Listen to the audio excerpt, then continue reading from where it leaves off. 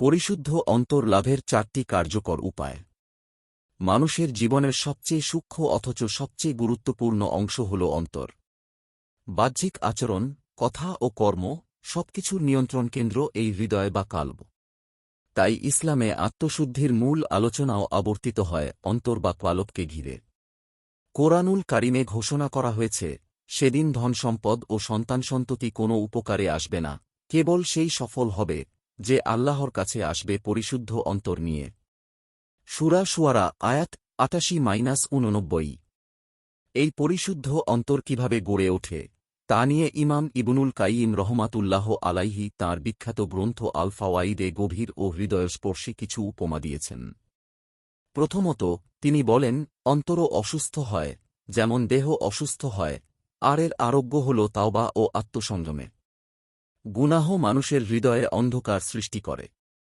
রাসূলুল্লাহ সাল্লাল্লাহু আলাইহি ওয়াসাল্লাম বলেছেন, বান্দা যখন একটি গুনাহ করে তার অন্তরে একটি কালো দাগ পড়ে। সে যদি তাওবা করে তা মুছে যায়, আর যদি বাড়াতে থাকে দাগও বাড়তে থাকে।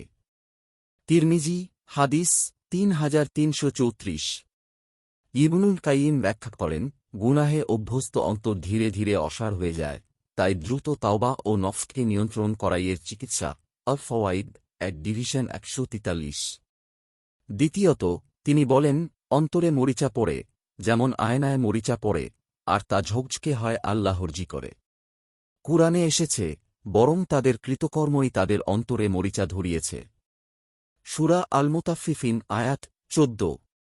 আল্লাহর স্মরণ হৃদয়কে জীবন্ত রাখে। পবিত্র কোরআনের ভাষায়, জেনে রাখো আল্লাহর স্মরণেই অন্তরসমূহ প্রশান্তি লাভ করে। সূরা আর-রাদ আয়াত ২৮।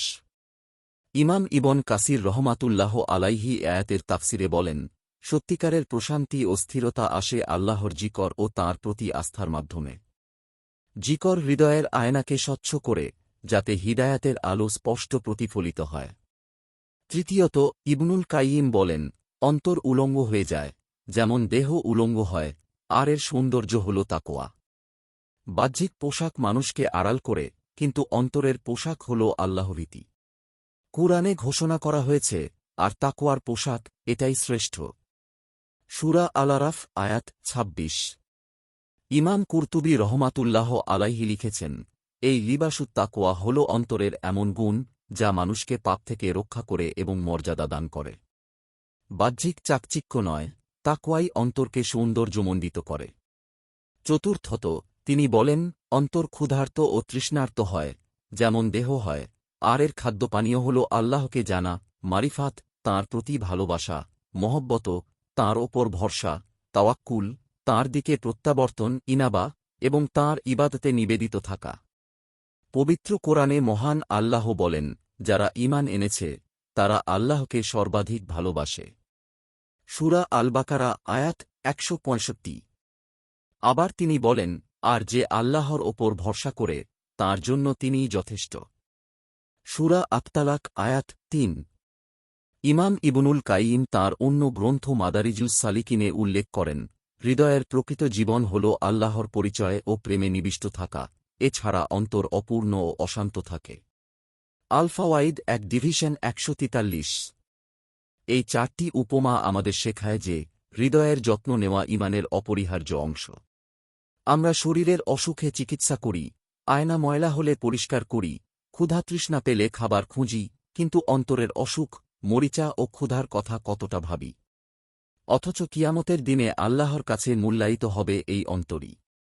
আজকের ব্যস্ত ও বিভ্রান্ত সময়ের প্রেক্ষাপটে আমাদের প্রয়োজন নিয়মিত আত্মসমালোচনা, আন্তরিক তাওবা, জিকরের চর্চা ও তাকওয়ার অনুশীলন। অন্তরকে জীবন্ত রাখতে হলে তাকে তার প্রকৃত খাদ্য দিতে হবে। আসুন আমরা অন্তরের দিকে ফিরে তাকাই।